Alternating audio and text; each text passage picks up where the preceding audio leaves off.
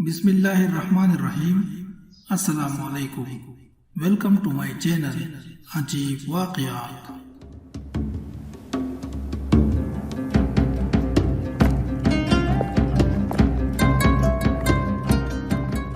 آج میں آپ لوگوں کو سنانے جا رہا ہوں ایک دلچسپ واقعہ۔ سعید بن عبد الرحمن کیسے قاضی بنا۔ داؤد بن رشید بیان کرتے ہیں کہ میں نے ایک مرتبہ حسیم بن عدی سے کہا کہ آپ یہ بتائیے کہ خلیفہ مہدی نے سعید بن عبد الرحمن کو قاضی کیوں مقرر کیا تھا اور اتنا اہم عہدہ ان کے سپرد کیوں کیا تھا؟ تو حسیم بن عدی نے جواب دیا، اس کا قصہ بڑا دلچسپ ہے، اگر تم دلچسپی سے سننا چاہو تو میں تمہارے لیے اس کی تفصیل بیان کر سکتا ہوں۔ داؤد نے کہا، میں ضرور دلچسپی سے سنوں گا۔ حسیم نے جواب دیا، پھر غور سے سنو۔ جب خلیفہ مہدی کو خلیفہ بنایا گیا تو اچانک سعید بن عبد الرحمن دربان کے پاس آئے اور کہا کہ میں امیر المومنین خلیفہ مہدی سے ملنا چاہتا ہوں، آپ میرے لیے اجازت طلب کیجیے۔ تو دربان نے کہا، آپ کون ہیں اور آپ کو کیا کام ہے؟ سعید نے جواب دیا کہ میں نے امیر المومنین کے متعلق بہت اچھا خواب دیکھا ہے، لہذا میں پسند کرتا ہوں کہ میں ان سے اس خواب کا تذکرہ کروں۔ دربان نے کہا کہ لوگ جو خواب دیکھتے ہیں وہ اس کو اپنے لیے سچا نہیں سمجھتے، تو پھر دوسرے کا دیکھا ہوا خواب وہ کیسے تسلیم کر لیں گے؟ لہذا تم اس کے علاوہ کوئی دوسری تدبیر کرو جو تمہارے لیے مؤثر ہو۔ سعید نے دربان سے کہا، اگر تم نے میری اطلاع امیر المومنین تک نہیں پہنچائی تو میں کسی ذریعے سے یہ خبر امیر المومنین تک پہنچا دوں گا اور اسے یہ بھی بتاؤں گا کہ میں نے دربان سے اجازت طلب کی تھی، لیکن دربان نے اجازت نہیں دی۔ دربان یہ سن کر خلیفہ مہدی کے پاس گیا اور عرض کیا، آپ نے لوگوں کو لالچ میں مبتلا کر رکھا ہے، یہاں تک کہ لوگ طرح طرح کے ہیلے تلاش کر کے آتے ہیں۔ خلیفہ مہدی نے دربان سے کہا کہ بادشاہوں کا یہی طریقہ ہوتا ہے۔ دربان نے پھر کہا کہ ایک شخص دروازے پر کھڑا ہے، اس کا گمان ہے کہ اس نے امیر المومنین کے متعلق ایک اچھا خواب دیکھا ہے اور اس کی خواہش ہے کہ وہ امیر المومنین کے سامنے اس خواب کو بیان کریں۔ خلیفہ مہدی نے کہا، دربان تمہارا برا ہو، اللہ کی قسم میں جو خواب دیکھتا ہوں وہ کبھی صحیح نہیں ہوتا۔ شاید وہ شخص جو خواب دیکھنے کا دعوی دار ہے اس نے میرے متعلق کوئی خواب خود سے گھڑ لیا ہے۔ دربان کہتے ہیں کہ میں نے دل میں خیال کیا کہ شاید بادشاہ کے یہاں اس شخص کا خواب تسلیم نہ کیا جائے۔ پھر خلیفہ مہدی نے اس آدمی کو بلانے کا حکم دیا، چنانچہ دربار نے سعید کو بلایا۔ سعید بن عبد الرحمن خوبصورت، باروب، بظاہر مالدار، لمبی داڑھی اور شگفتہ بیان آدمی تھے۔ خلیفہ مہدی نے اس سے کہا کہ بتاؤ تم نے کیا خواب دیکھا ہے، اللہ تعالیٰ تجھے برکت عطا فرمائے۔ سعید نے کہا کہ اے امیر المومنین، میں نے خواب دیکھا ہے کہ ایک شخص میرے پاس آیا کہ تم امیر المومنین کو اس بات کی خبر دو کہ خلیفہ 30 سال تک منصب خلافت پر رہیں گے، اور اس خواب کی تصدیق وہ خواب کرے گا جس کو آپ خود اس رات میں دیکھیں گے۔ وہ یہ ہے کہ آپ ایک یاقوت کو 2 سے بدلیں گے، جس سے 30 یاقوت پیدا ہو جائیں گے، اور وہ آپ کو دے دیے جائیں گے۔ خلیفہ نے کہا، تم نے بہت اچھا خواب دیکھا ہے۔ اگر میں نے آنے والی رات میں اس طرح کا خواب دیکھ لیا تو تیرا امتحان ہو جائے گا۔ اگر واقعی تمہارے کہنے کے مطابق میں نے خواب دیکھ لیا تو میں تمہیں خواہش کے مطابق انعام دوں گا، لیکن اگر تمہارے اطلاع کے مطابق خواب نہیں دیکھا تو تمہیں سزا دوں گا۔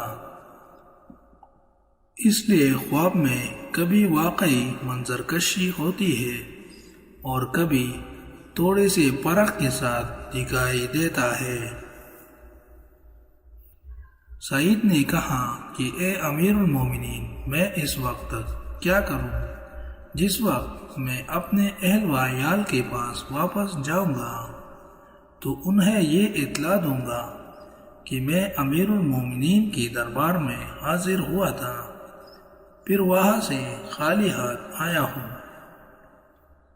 خلیفہ نے اس سے کہا، ہم کیا کریں؟ سعید نے کہا، اے امیر المومنین، اس کام میں جلدی کیجیے جو میں چاہتا ہوں، اور میں قسم کھاتا ہوں کہ اگر خواب سچا نہ ہوا تو میری بیوی کو طلاق ہے۔ خلیفہ مہدی نے سعید کے لیے 10,000 درہم دینے کا حکم دیا، اور یہ بھی کہا کہ انعام دیتے وقت سعید کی ضمانت بھی لے لی جائے۔ چنانچہ سعید نے خلیفہ کی طرف دیکھا تو اس کے پاس ایک خوبصورت نوکر کو پایا۔ سعید نے کہا کہ یہ نوکر میری ضمانت دے گا۔ خلیفہ مہدی نے خادم سے کہا، کیا تم سعید کی ضمانت لیتے ہو؟ تو یہ سن کر خادم کا چہرہ سرخ ہو گیا اور وہ شرمندہ ہو گیا۔ پھر خادم نے کہا، ہاں میں سعید کی ضمانت لیتا ہوں۔ اس طرح سعید مال لے کر رخصت ہو گئے۔ جب رات ہوئی تو خلیفہ نے بالکل ویسا ہی خواب دیکھا جیسا کہ سعید نے بتلایا تھا۔ صبح ہوتی ہی سعید دروازے پر حاضر ہو گئے اور اجازت طلب کی۔ انہیں اندر داخل ہونے کی اجازت دے دی گئی۔ خلیفہ مہدی نے سعید کو دیکھتے ہی فرمایا کہ سعید، خواب دیکھنے کے متعلق جو تم نے کہا تھا وہ کہا پورا ہوا؟ سعید نے کہا، اے امیر المومنین، کیا آپ نے خواب نہیں دیکھا؟ اور جواب دینے پر سعید کی زبان لڑکھڑانے لگی۔ سعید نے مزید کہا، اگر آپ نے خواب نہیں دیکھا تو میری بیوی کو طلاق ہے۔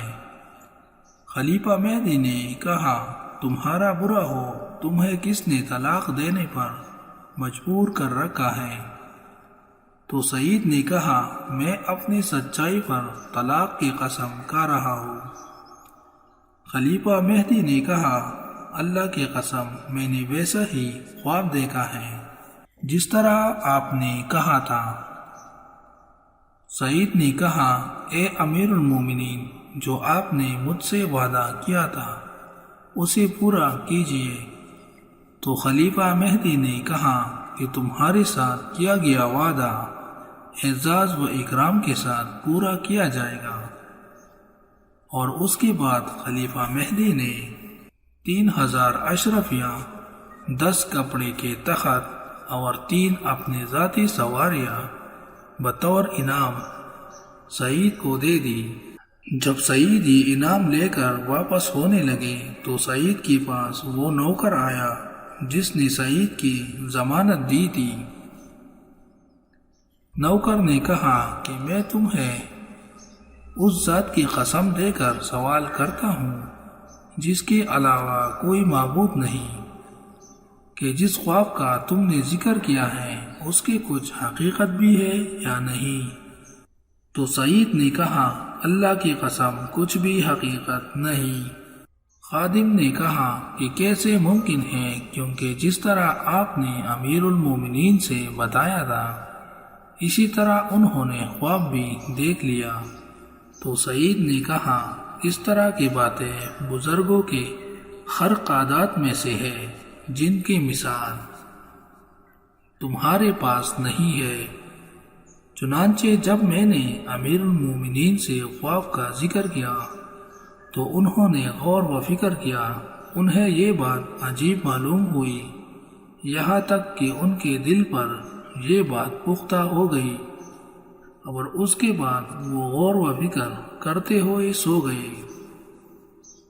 چنانچہ جو بات ان کے ذہن یا دماغ میں غالب تھی اس کو انہوں نے خواب میں دیکھ لیا۔ نوکر نے کہا کہ آپ نے طلاق کی جو قسم کھائی ہے اس کا کیا ہوگا؟ تو سعید نے کہا میں نے صرف ایک طلاق کی نیت کی تھی اور ابھی مجھے 2 طلاقوں کا اختیار حاصل ہے، لہذا اس کے عوض میں مہر میں 10 درہم کا اضافہ کر دوں گا، کیونکہ طلاق کی قسم کے عوض 10,000 درہم، 3,000 اشرفیہ اور 10 مختلف اقسام کے کپڑوں کے تخت اور 3 سواریاں حاصل کر چکا ہوں۔ یہ سن کر خادم حیران ہو گیا۔ سعید نے خادم سے کہا کہ اللہ کی قسم میں نے تم کو سچی بات بتا دی ہے، اس لیے کہ تم نے میری ضمانت دی تھی، لہذا اب تم اس بات کو پوشیدہ رکھنا۔ تو خادم نے ایسا ہی کیا۔ اس کے بعد خلیفہ نے سعید کو اپنے ہم نشینی کے لیے طلب کر لیا تھا اور سعید خلیفہ کے ہم نشیں ہو گئے۔ بادشاہت سے فائدہ اٹھا کر اسی دوران خلیفہ نے سعید کو اپنی لشکر کا قاضی مقرر کر دیا۔ چنانچہ سعید منصب قضا پر خلیفہ کی وفات تک فائز